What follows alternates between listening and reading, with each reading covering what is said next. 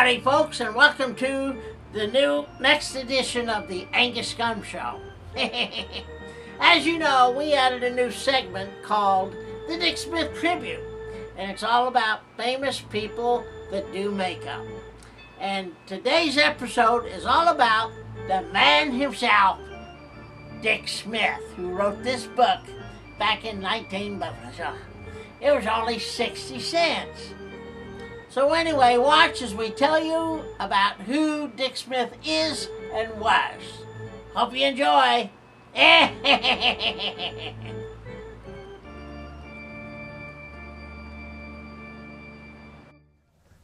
just got to ask you a couple of quick questions. Your full name? Oh, Richard Emerson Smith.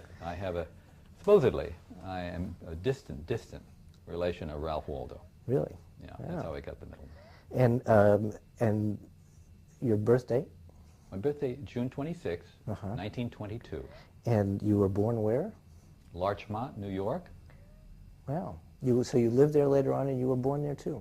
I was born there, lived there until I was 11, at which time my folks lost their home during the Depression, 33.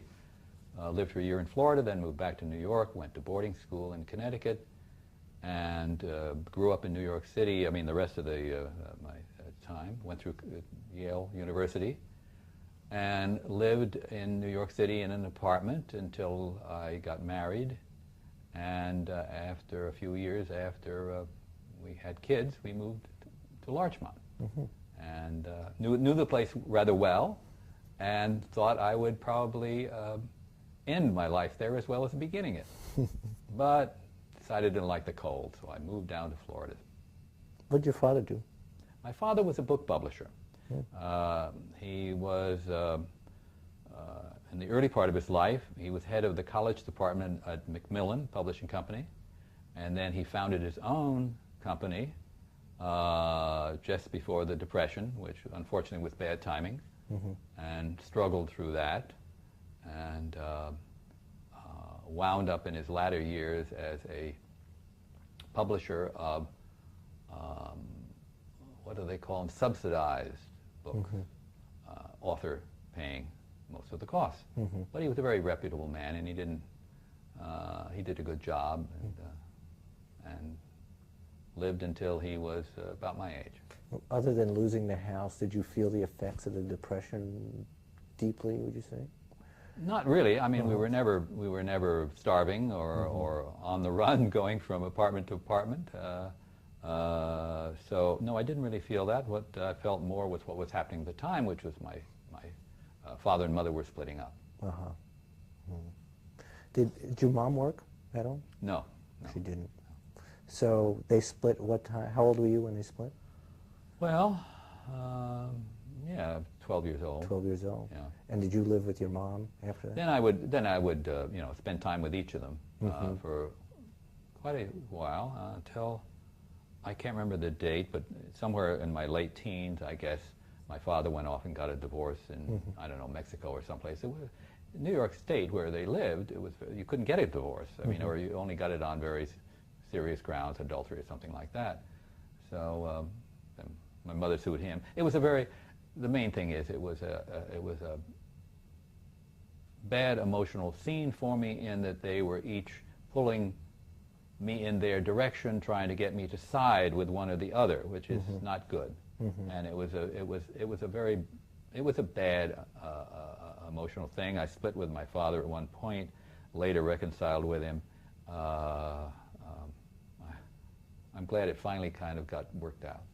Did it have any effect, let's say, you developed your own dream, your own world, or your own work, or your own hobbies, or anything to pull you away from the tension of that divorce? No, because I really didn't, aside from the usual thing for boys at that age, my hobbies consisted only of like building model airplanes, that sort of thing. I wasn't into anything you would call art. I liked to doodle and try to draw pictures, but I wasn't a natural born artist. You weren't? No. Did you have unusual mechanical ability at that age at all? No. No more than any. Oh, there were many in prep school, boarding school, there were many kids I remember being envious of because they either built wonderful model airplanes or they could naturally cartoon or draw in a way that I envied, found wonderful and fascinating. But now, model airplanes in the 30s were different from model airplanes in the 70s. You constructed things out of balsa. You had to really do work in those days. It was much more creative in that sense. Yes, you had to use your hands, and I was good enough at that. And I did make some eventually. Instead of making the usual large flying model planes, I started making little tiny planes. Not that they would fly, but they were constructed on the same principle. In other words, make a framework of wood and cover it with a paper or fabric or something like that to more realistically simulate how a plane is constructed. Instead of making it out of a solid chunk of balsa wood, I would make it in this way. And I would make my own little plans and designs for it and enjoyed that. But the one thing, remember one thing that I used to do. I was a good student, but like all students, good or bad, you get bored in class. And I would often cartoon, or not cartoon, but draw on the illustrations in my textbooks. And I found that with the, in the old textbooks, that if you took a regular pencil eraser, you could erase the ink in a halftone picture of, say, Louis Pasteur or something like that. And so, and then you could pencil in what you wanted to. So you could really alter these portraits very considerably with, in a sense, highlights where you rubbed away stuff with the eraser and shadows with the pencil. So in a sense, that was my first attempts at what professional makeup artists sometimes call chiaroscuro. And I enjoyed that. And I usually made them something horrible. So that was maybe a touch of a beginning. Presidents, too. I guess those books were always filled with presidents. You could take Herbert Hoover and do all kinds of wonderful things with Herbert Hoover. And it was fun. Also, of course, I was in prep school in the late 30s and graduated in 1940.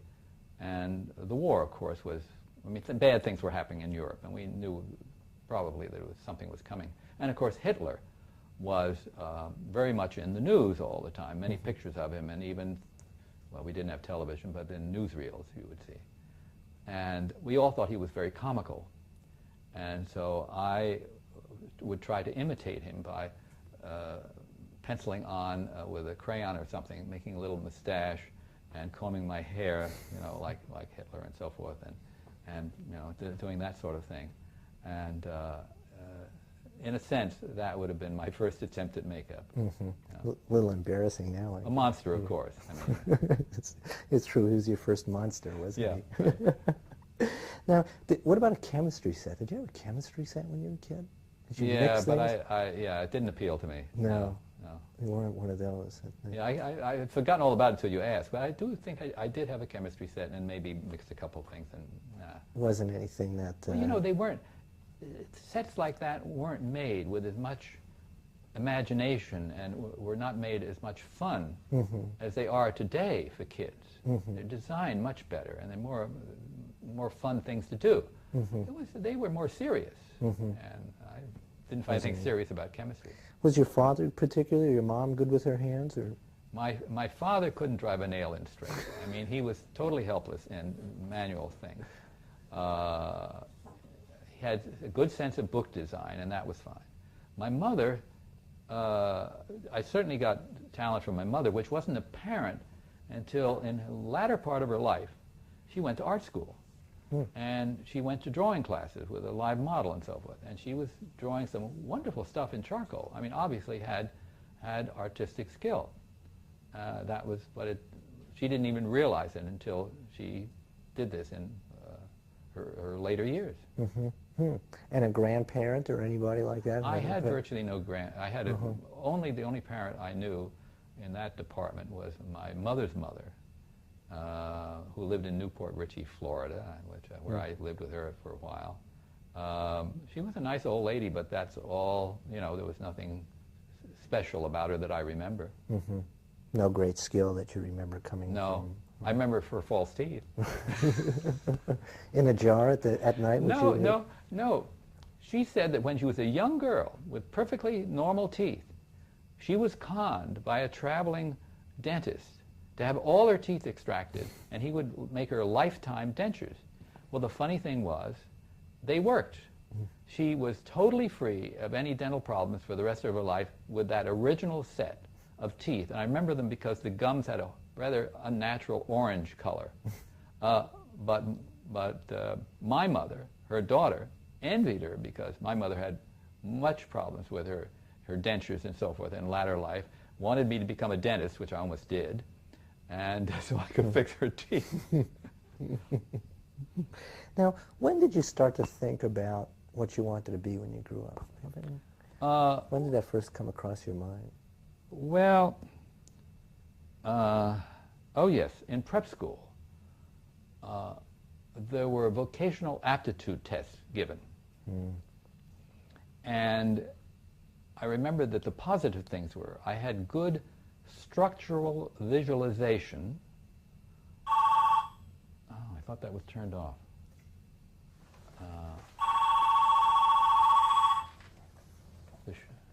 Unplug it. No, from the wall, that one, yeah. No, that one, what did you got? Anything there. Yeah, there we go. That should settle that. So... You had good structural visualization. Yeah, good structural visualization. I didn't have a good sense of pitch, so I shouldn't become a musician. Oh, well. And so forth. Anyway, the upshot of it was it seemed like things like a mechanical engineer might be appropriate. I was very good at math. So that's what I decided to be. And it was as closest to drawing as I dared go. What killed that was my freshman year at Yale, I nearly flunked calculus. I had a terrible new young teacher. Most of the class nearly flunked. It was terrifying. I had been an honor student, and I had also gotten a very, very high score in my college boards in math. And here I am, totally lost. That killed the mechanical engineer idea. I turned to number 2 choice, which was dentistry, because during my 5 years at prep school, I had braces and went in every week into the city to have them adjusted. They didn't do a damn bit of good, but I was fascinated by the work of a dentist and thought I could do that well, and it interested me enough, so I then took a pre-med at college, and that's what I planned to be, a dentist. But what changed things was that I found a book during my freshman year at the Yale Co-op on sale, 50% off. And it was called Paint, Powder, and Makeup, and it was about stage makeup. An absolutely lousy book. I didn't know that. I thought it was fun. It looked interesting. And so I bought it, and I learned a little bit about stage makeup and what the materials were. And I got some. And the next year, I decided to try it out. And I had been inspired by seeing 2 movies that I still think are wonderful. The black and white version of The Hunchback of Notre Dame with Charles Laughton as the Hunchback, which came out in 1939, is still, to me, one of the great all-time makeups. The second was Spencer Tracy's Dr. Jekyll and Mr. Hyde, which is minimal makeup, but still was, very fascinating. That was in 40. So the first makeup I ever attempted to do on myself was The Hunchback of Notre Dame. What was so great about that makeup? Well, it's a wonderful asymmetrical makeup. The way it was done was quite simple and straightforward, having had the concept of moving the, his right eye lower on his cheek. There's actually medical authority for that. I have done research and found that there is a disease that pushes the eyeball out of the socket and it can wind up as much as an inch or so lower on the face. In any case, wherever they got the idea, they executed it very, very well. And they gave the face a wonderful twist. And on Lawton's very full, chubby face, it's a very believable makeup. This is a term I always like to use in terms of, do you look at it and say, yes, that I believe that's a human being, that's a real human being. It comes across logically and organically. Anyway, that was that kind of makeup. Funny thing happened, though. When I put it on my face, of course, I was looking in the mirror. So I got it backwards. I got it one side twisted around to the other side. And when I got a picture of it, it was all wrong. So I did it over again, of course. And then what did you do with it? Well, not much, except, well, yes, I did. I created a costume and a hump and the whole thing. And I took pictures of myself, rigging up a string to my camera to release the shutter. And I went around and to show, knock on the door of classmates, even people I didn't know in the dormitory or the living quarters.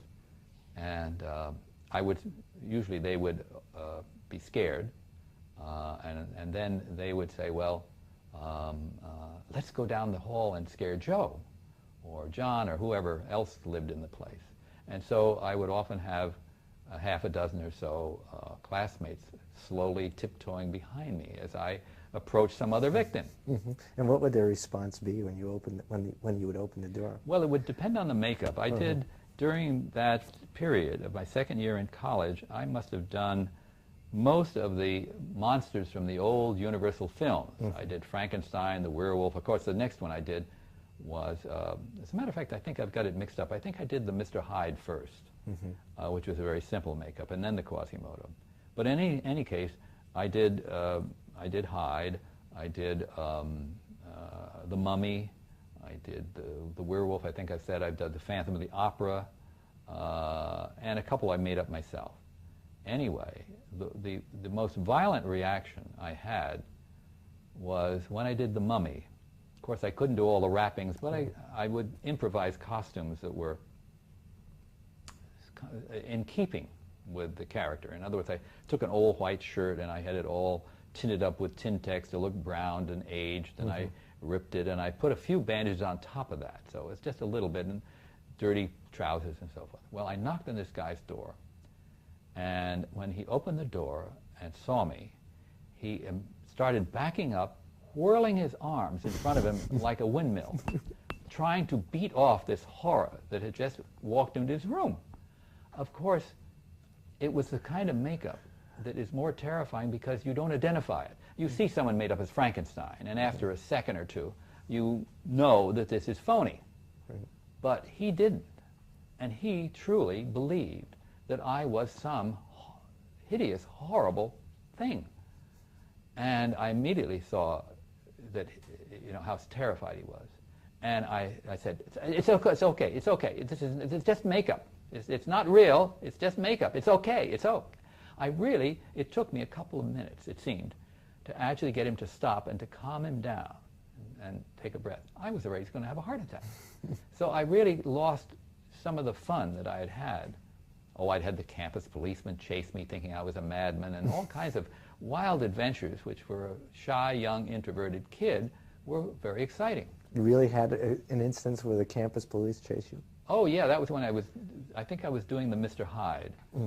And I'd gone into, Yale, of course, has many different buildings, which are dormitories in a sense, where everyone has a little apartment like. And I had gone to other places. I lived in what is called Branford College, which was very suitable for me, actually, because it was Gothic architecture with a cathedral-like tower, bell tower, and winding staircases and so forth. And so if I was as the hunchback, I looked like I was right at home.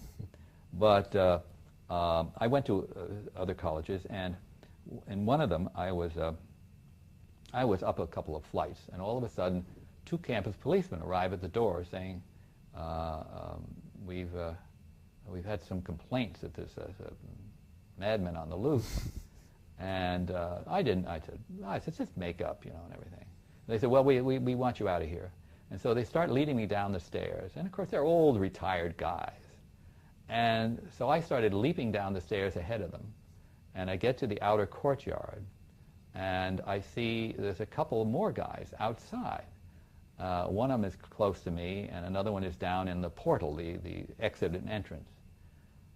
And I never played football or anything, but suddenly I'm galvanized to action, and I straight arm the first guy, jump over the hedges, and head for the door, doing a wonderful run around the guy in the doorway, run out to this, it's late at night, dark New Haven street, and I'm running up the middle of the street with my coattails flapping, cackling like I'm really Mr. High.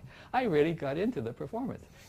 This is one of the magical, wonderful things about makeup, which I learned from these early experiences. When your face is changed, you feel that character. You feel like you're that character. It gives you a different personality or a different reactions to things. It's a wonderful boon for actors to be in the face of the character that they want to play. You learned it firsthand. Yeah. When did you first start getting fascinated by movies? Did you, how young were you when you first started? Do you remember your first movie? I can't remember my first movie. I can remember going to the only movie theaters were not in Larchmont but in New Rochelle, the next city, and I remember seeing. I think there were parts of it in color, which is quite remarkable because this must have been in the mid or the late 20s, and based on what was later called If I Were King, The Vagabond King. I think The Vagabond King was one of the first movies I saw, a big production. I think it may have been in color or tinted, whatever. I get the impression it was in color. And it was the old story of Francois Villon, and I think it was the musical version. That's the first thing I can remember seeing in a movie theater. I can remember seeing previews of The Invisible Man. Scared the hell out of me. Walking the dog at night became terrifying because I was sure he was behind every tree. I didn't see Frankenstein until I got interested in makeup many, many years later, where I had to go to some obscure theater up in the Bronx or someplace to even find it. So I wasn't exposed to those horror things, except if it happened to be in the preview,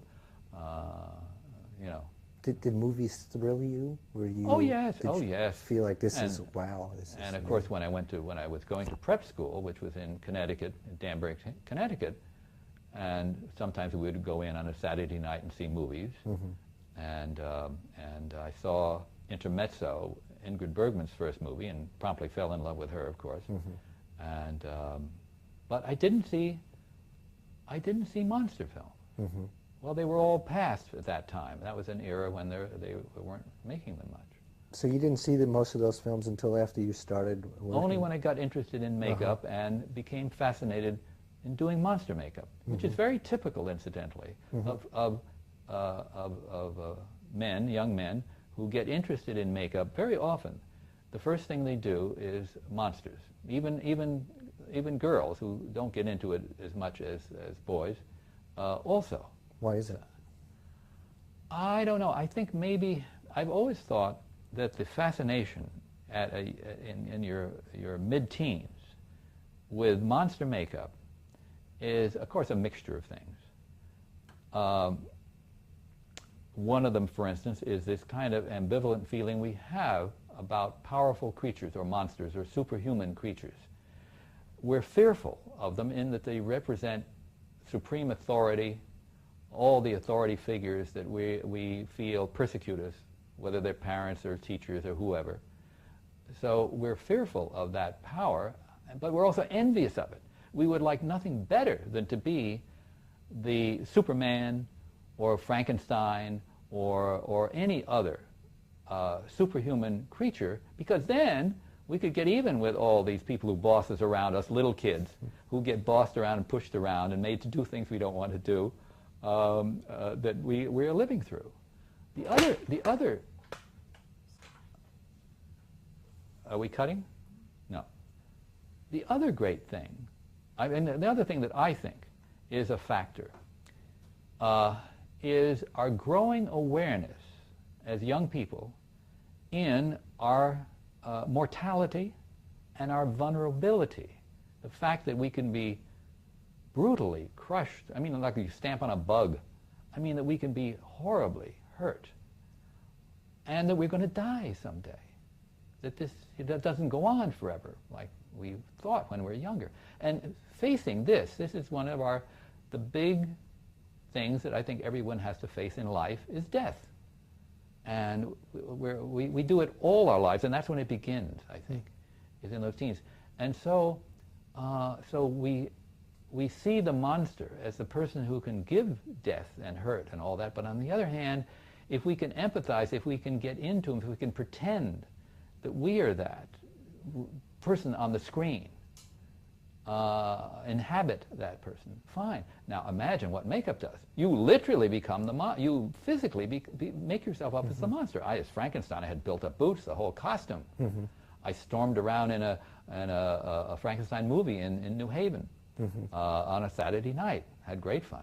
But to play act, to pretend, to take on the role of the aggressive monster, superhuman creature, authority figure, whatever it is very gratifying and a great release.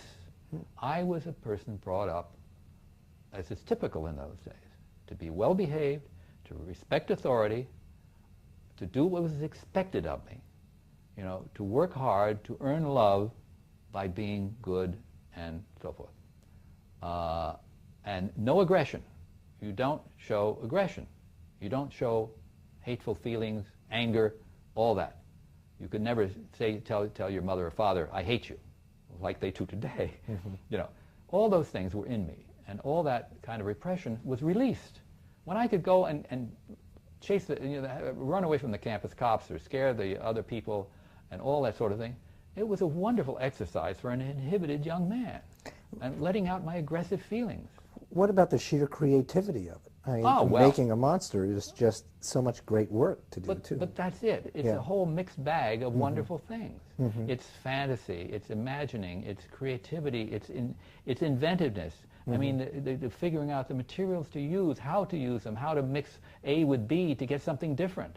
All of that is just hooked me.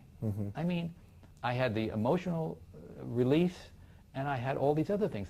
The one final capper is that for a person who wants to always be in control, you take it, you control it by you simply wipe it off. So you can be the monster. It's like Jekyll and Hyde, except you don't get hooked in the end. You can always control it. Tell me about Frankenstein. Frankenstein as a makeup? As a makeup, Well, that's certainly. Yeah. That's certainly, Frankenstein as a creature, as a makeup, is, of course, one of the great all-time creations. What did you do, though? You went to a movie theater? During the movie show, you actually sat in the thing? Right. Yes, I had, after getting pictures of the monster and seeing the movie and all that, naturally I wanted to do it. Right. And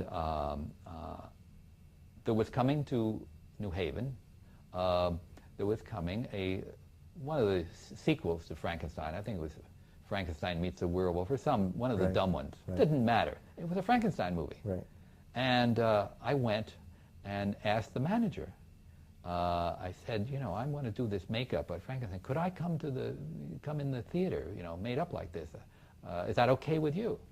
I was careful enough not to just crash the place. He said, okay. Yeah. He wanted me to go around town with signboards on advertising. I said, no.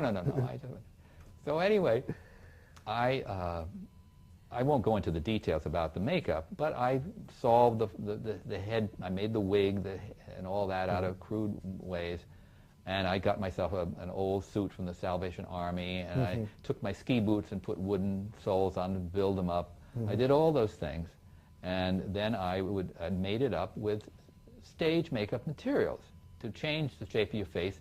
They have things called nose putty, which is a sticky stuff that you can model. And I would model that to create the cheekbones and the brow and the rest of it. And I did a reasonably good job. And anyway, I went to the theater, and one of the ushers... Hold that thought a second. Are we ready to stop? What's up? We're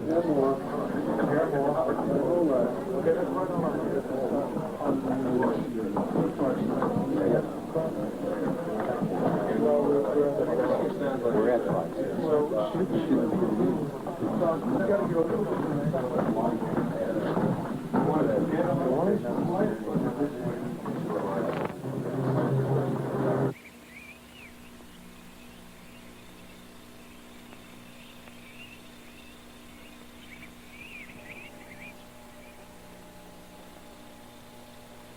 I do a lot of my work right here in my basement studio. At this workbench, I have all the tools and equipment that I need for sculpture and other forms of preparation, a mixer, scales, chemicals, brushes, and so forth. The old makeup kit here, though, is what I have to take when I go out on location, and I have to be sure that I've got everything packed in it that I'm going to need, all the colors and other materials for a particular assignment. I always worry about forgetting something. Of course, a makeup artist needs a lot more equipment than that. I have several sets of shelves like this that are loaded with a hodgepodge of various kinds of makeup materials, liners, bases, pan sticks, paints.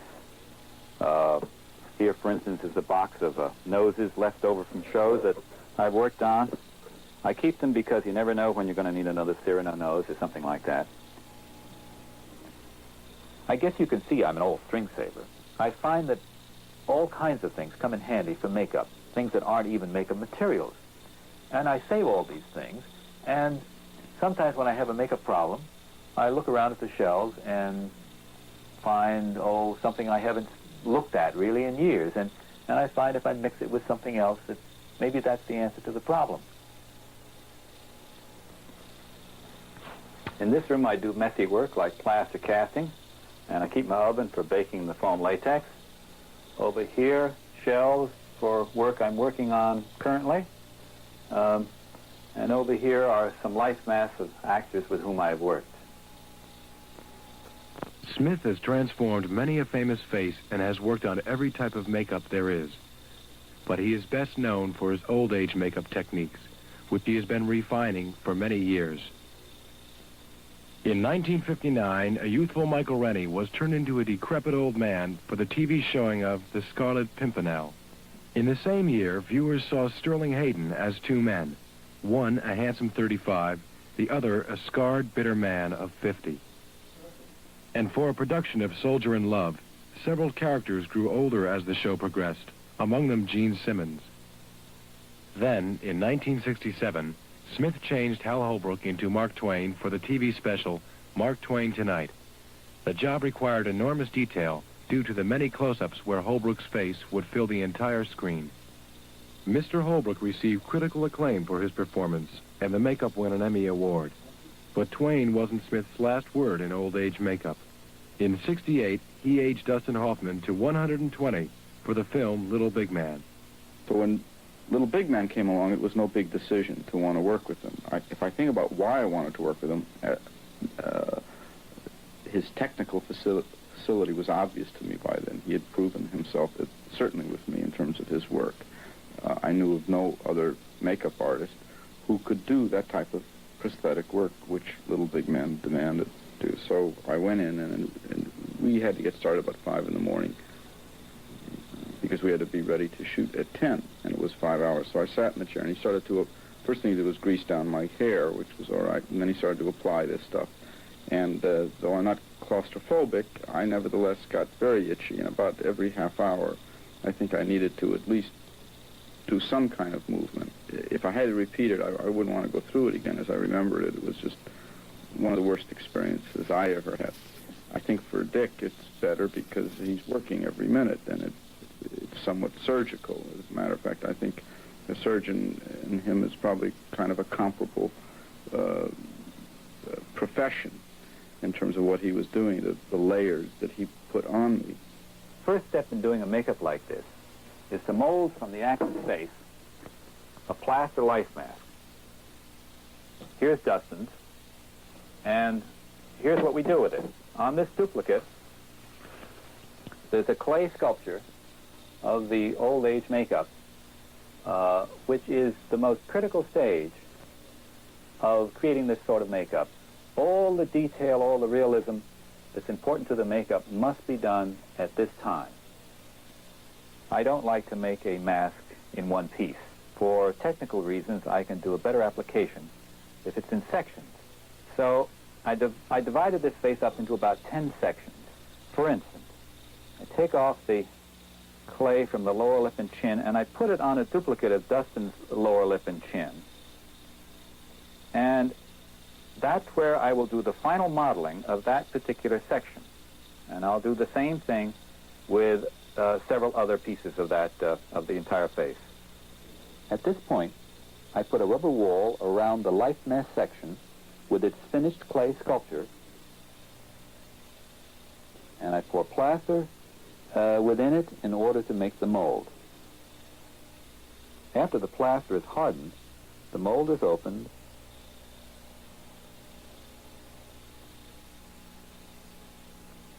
and all the clay is carefully removed, and the mold prepared for the introduction of foam latex. This is beaten up foam latex, which is a mixture of latex and chemicals whipped up. A little of this goes in each mold. It's closed up. The excess comes out, and we fill them all very carefully so that there's no air trapped in them.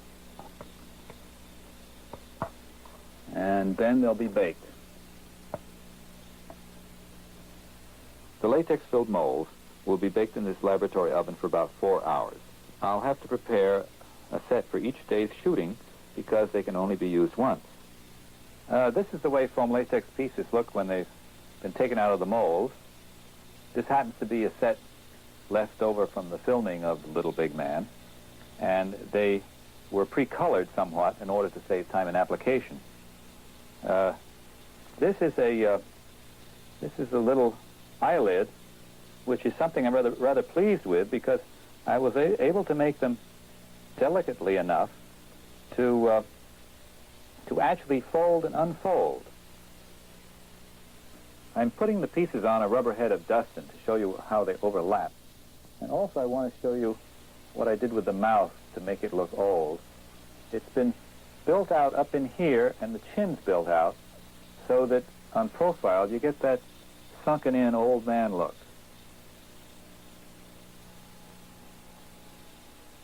This large piece has so many wrinkles in it that I think it must have taken me over a week to do the original sculpture. It goes on and overlaps the other pieces, wraps around and fits in up underneath the eyes, and really now starts to make the transformation complete. The next thing to go on is a foam rubber hump. This does two things for Dustin. Shortens up his neck and gives him a profile kind of like an old vulture, really stooped. The headpiece is made out of two overlapping pieces of foam rubber. Most headpieces are made out of plastic, but the foam rubber is a great advantage because you can sculpt in all the detail, wrinkles, skull structure, veins, and so forth, and you can even implant the hair into it to give a really natural effect. I felt physically old, so that I couldn't walk fast. I couldn't climb stairs fast, and I know it was psychological, but it was something that I didn't have to worry about working at as an actor. I think I even felt sorry for myself. I remember I went into a room and started screaming in order to get my voice hoarse. And after doing that for about 15 minutes, I wandered down to the set, though the set was on location in an old folks veterans hospital, and they had the real patients on either side in the beds. And while they were setting up, I started to talk to a patient, a real patient, and I asked him, "How old are you?" And he said 92, I think. And I said, "Well, 95. And he said, "Well," he says, "I'll catch you yet." And the crew, I looked out of the corner of my eye, and they were giggling and laughing in a good-natured way at the episode because they realized I was carrying it off.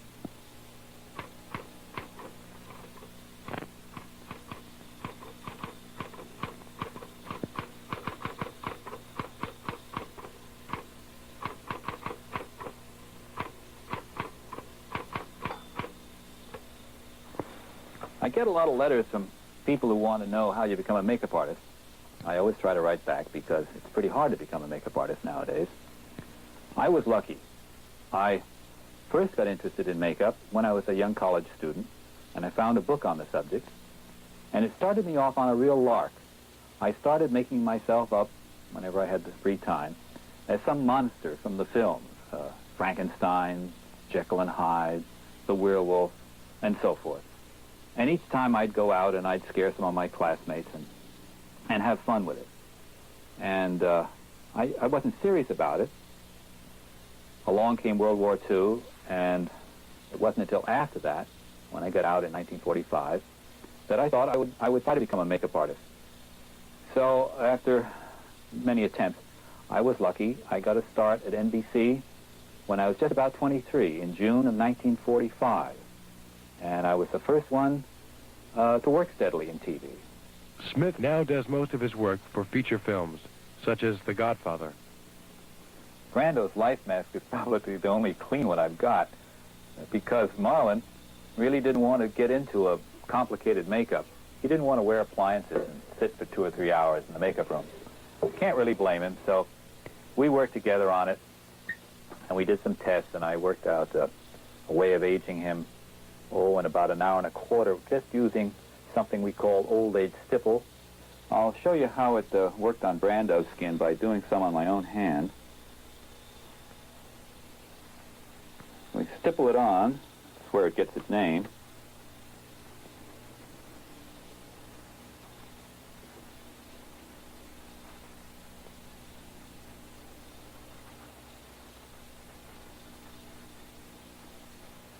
And then stretch the skin. I'll do that by bending my hand and dry it with a hairdryer.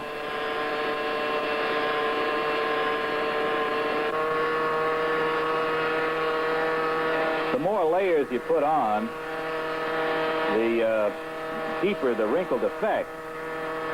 We'll see how one layer works.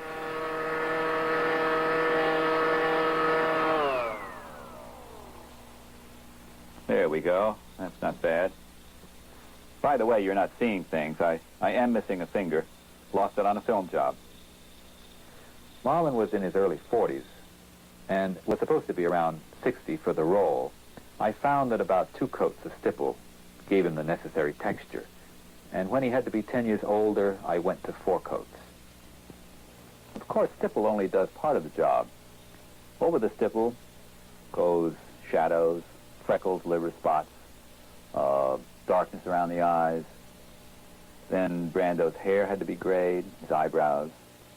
The teeth had to be made up, darkened and aged. And then, of course, since we couldn't put jowls on the outside, we used what we call a dental plumper. This is, of course, made to order to fit Brando. Fits around his lower teeth, and it has these blobs of plastic here, which I fitted in his mouth to bulge out the right places. Of course, it doesn't fit me, but you get an idea.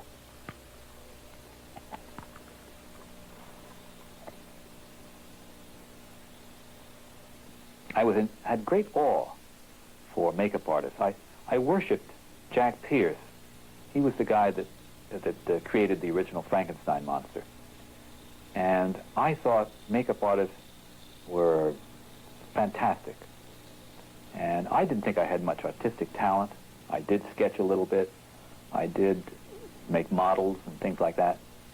I liked to work with my hands. And I did enjoy this magical thing of makeup. But it was several years before I really ever considered trying to do it seriously.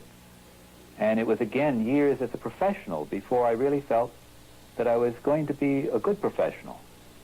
And now that I think I am pretty good, I still think back about you know, kind of how far I've come. And I just enjoy even the simple tasks that I do well. I mean, even just making a plaster mold, curling a mustache, simple things that I'm an expert at now. Of course, the really great joy of being a makeup artist, and this is something that I've felt from the very beginning of my practice of makeup to this day, and will always, is what I might call the Dr. Frankenstein complex. What you really are doing, you see, when you do a extensive character makeup, is that with art, with craft, with raw materials, you actually create a new human being. Of course, you do this over the face of an actor, but often the change is so tremendous that the original identity of the actor is totally lost. And what emerges as you apply your layers of materials and as you finally get to that magical stage where you apply the first layer of grease paint, which blends all this artifice together, suddenly there is developed a new face, a new being, and it comes alive. And that's why I call it the Dr. Frankenstein thing, because suddenly your creature takes on life, and you really feel kind of godlike that you really created this creature, and it's very exciting. People who can't get up before dawn, people who like 9-to-5 jobs, who like regular lives, would hate the film business. But I like the craziness. I like the creativity and the challenge. I like the unexpected, the not knowing what's around the corner.